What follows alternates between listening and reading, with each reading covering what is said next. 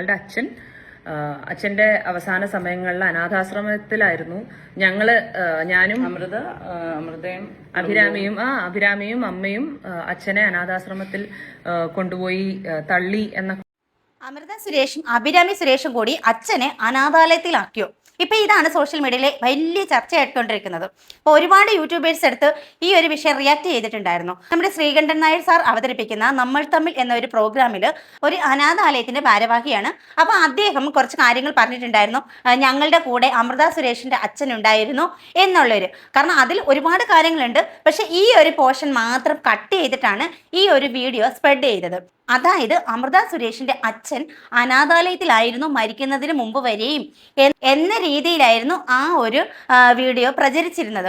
അതായത് reaction video എടുക്കുന്നവർ ആ ഒരു പോർഷൻ കട്ട് ചെയ്തിട്ട് അമൃത സുരേഷിന്റെ അച്ഛൻ അനാഥാലയത്തിലായിരുന്നോ, മക്കൾ അനാഥാലയത്തിൽ തള്ളിയോ എന്നൊക്കെയുള്ള ക്യാപ്ഷനൊക്കെ വെച്ചിട്ട്, അപ്പോൾ അതിനെതിരെ വളരെയധികം വിഷമത്തോടു കൂടി അമൃത സുരേഷും അഭിരാമി സുരേഷും കൂടി ഒരു വീഡിയോ പങ്കുവച്ചിട്ടുണ്ട്. അപ്പോൾ ആ ഒരു വീഡിയോ നമുക്കൊന്ന് കണ്ടു നോക്കാം. കോൺവെർസേഷനുകളോ ചർച്ചകളോ ഉണ്ടാവാണ്ടിരിക്കാൻ വേണ്ടിയിട്ടാണ് ഞങ്ങൾ തന്നെ നേരിട്ട് വന്ന് ഇതിന്റെ ഒരു ക്ലാരിഫിക്കേഷൻ ഇപ്പോൾ ഞങ്ങൾ തരാമെന്ന് തീരുമാനിച്ചത്. അപ്പോൾ ഇന്നലെ പ്രചരിപ്പിച്ചിരിക്കുന്ന ഒരു വാർത്ത എന്താണെന്ന് വെച്ച് കഴിഞ്ഞാൽ ഞങ്ങളുടെ അച്ഛന്റെ അവസാന സമയങ്ങളിൽ അനാഥാശ്രമത്തിലായിരുന്നു. ഞാനും അഭിരാമിയും അമ്മയും അച്ഛനെ അനാഥാശ്രമത്തിൽ കൊണ്ടുപോയി തള്ളി എന്നൊക്കെ ഉള്ള വാർത്തകളാണ് വന്നിരിക്കുന്നത്. ഇത് ആദ്യമേ തന്നെ എടുത്തിട്ടുള്ളത് മല്ലു ട്രെൻഡ്സ് എന്ന് പറഞ്ഞ ഒരു ട്രെൻഡ് ടോക്കർ രേണു വി നായരോ, അതെ, യൂട്യൂബ് ചാനൽ. ആ ചേച്ചി പിടിച്ചിരിക്കുന്ന ഒരു ആംഗിൾ എന്ന് പറഞ്ഞാൽ നമ്മളെ സപ്പോർട്ട് ചെയ്യുന്ന ഒരു പോലെയാണ് പറയുന്നത്. പക്ഷെ അതിന്റെ തമ്മിലും ബാക്കി കാര്യങ്ങളും ഒക്കെ, അതായത് വെറുതെ ഒരു ചർച്ചയിൽ ഉണ്ടായിരുന്ന ഒരു കഷ്ണം കട്ട് ചെയ്ത് എടുത്ത് ആൾക്കാരിലേക്ക് അതൊരു ശ്രദ്ധയിലേക്ക് പെടുത്തി എല്ലാവർക്കും ഇത് സംസാരിക്കാൻ മറ്റൊരു ടോപ്പിക് ആക്കാൻ വേണ്ടി ഇട്ട് കൊടുക്കുന്ന അത് മനഃപൂർവ്വമായിട്ട് ഇന്റൻഷനലി ആ ഒരു സബ്ജക്റ്റിന് ഒരു ചർച്ച, അതിനെക്കുറിച്ച് ക്ലാരിഫിക്കേഷൻ തരാം. ശ്രീകണ്ഠൻ നായർ സാർ ചെയ്യുന്ന ഒരു ചർച്ചയുടെ അതിനകത്തൊരു ഒരു ഭാഗം, ഒരു ചെറിയൊരു ലൈൻ, ഒരു മിത്രകുലം എന്ന് പറയുന്ന ഒരു കമ്മ്യൂണിന്റെ ഓണറായിട്ടുള്ള അനിൽ സാർ വന്നിട്ട് പറയാണ്, സുരേഷ് സാറ് ഞങ്ങളുടെ കമ്മ്യൂണിന്റെ ഭാഗമായിരുന്നു, അദ്ദേഹം അവിടെ വന്ന് താമസിച്ചിട്ടുണ്ട്. ഈ ഒരു പോർഷൻ മാത്രം കറക്റ്റായിട്ട്, ബാക്കി അതിന് മുമ്പും പിൻപൊന്നും മല്ലു ട്രെൻഡ് എടുത്തിട്ടില്ല. കറക്റ്റ് ഈ ഒരു പോർഷൻ എടുത്തിട്ട് അതിനെപ്പറ്റി ഇതെന്താണ്, ഇനി അവരവിടെ കൊണ്ട് തള്ളിയോ എന്നൊക്കെ പറയാം. വളരെയധികം എന്താ പറയാ, സോഷ്യൽ മീഡിയയിലേക്ക് ഇട്ടു കൊടുക്കുന്ന പരിപാടിയാണ് രേണു താങ്കൾ ചെയ്തിട്ടുള്ളത് ഈ ഒരു കാര്യത്തിൽ. അതിനുശേഷം അതിനെ ബാക്കിയായിട്ട് ഈ പറഞ്ഞ വലിയൊരു സബ്ജക്റ്റ് ആയി ഒരുപാട് പേര് റിയാക്ഷൻ ചെയ്യാൻ തുടങ്ങി. അരിയണനൊക്കെ ചെയ്ത സംഭവം കണ്ടപ്പോൾ സത്യം പറഞ്ഞാൽ ഞങ്ങൾക്ക് ഭയങ്കര ഹേർട്ടായി. സത്യം പറഞ്ഞാൽ 100% ഇവരോട് യോജിക്കുന്നുണ്ട്. നമ്മൾ റിയാക്ഷൻ ചെയ്യണം. ഈ സോഷ്യൽ മീഡിയയിൽ വരുന്ന കാര്യങ്ങൾ കണ്ടിട്ട് അതിനെതിരെ നമ്മൾ റിയാക്ട് ചെയ്യണം. പക്ഷെ ഇത് ഒരു കുടുംബത്തിലെ കാര്യങ്ങൾ, ഇത് ഒരുപാട് അവരെ എത്രയധികം ആഘാതമാക്കും എന്ന് പോലും ചിന്തിക്കാതെയാണ് ഈ വ്ളോഗേഴ്സ് എടുത്ത് റിയാക്ട് ചെയ്തിട്ടുണ്ടായിരുന്നത്.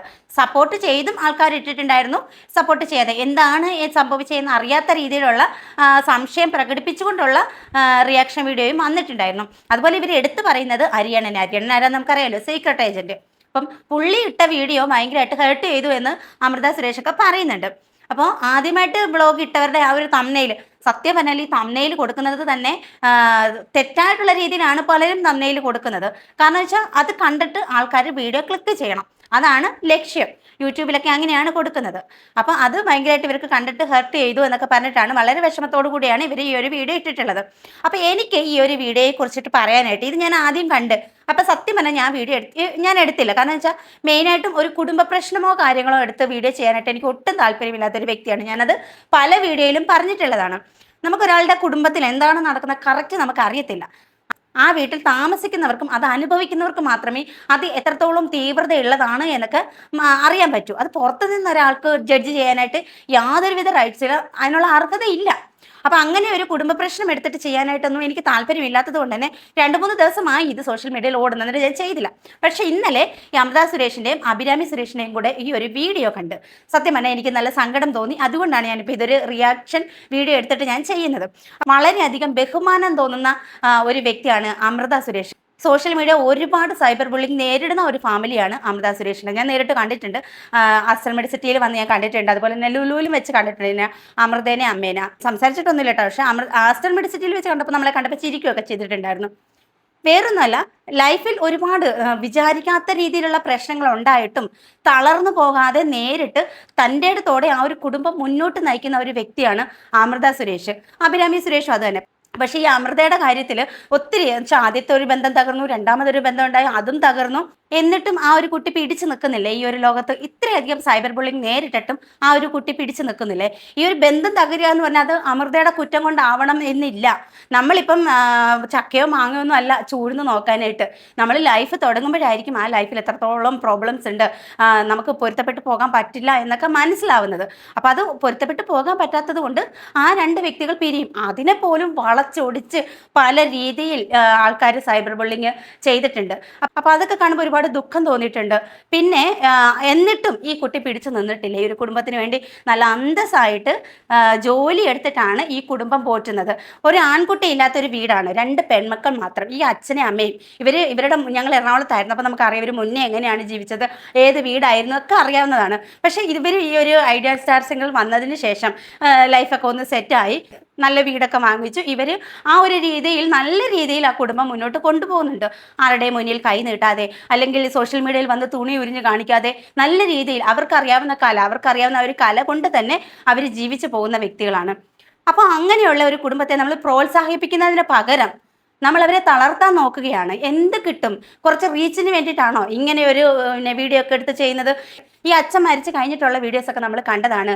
അമൃത സുരേഷ് കരയുന്നതും ഗോപി സുന്ദർ ചേർത്ത് നിർത്തുന്നതും ഒക്കെ നമ്മൾ കണ്ടതാണ്. അതുപോലെ തന്നെ ഈ അടുത്ത സമയത്ത് ഒരു ഇന്റർവ്യൂവിൽ പറയുന്നുണ്ടായിരുന്നു, ആ ഒരു ബന്ധം ഉണ്ടായത് ചിലപ്പോൾ എൻ്റെ അച്ഛന് കൊള്ളിവെക്കാൻ വേണ്ടി ആയിരിക്കും.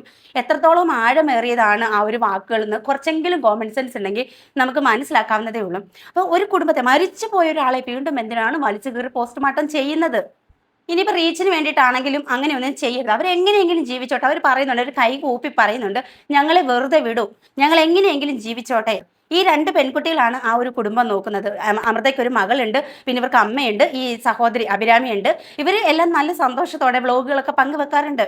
അപ്പം എന്തിനാണ് ഇങ്ങനെ മരിച്ചു പോയ ഒരാൾ മുന്നേ വൃദ്ധസദനത്തിലായിരുന്നോ എന്നൊക്കെ ചോദിച്ചാൽ അവർ കൊണ്ട് തള്ളിയോ? അങ്ങനെ തള്ളിയതാണെങ്കിൽ ഇവർക്ക് ഒരിക്കലും ആ ഒരു വ്യക്തിയുടെ മരണത്തിൽ ദുഃഖിക്കേണ്ട കാര്യമില്ല.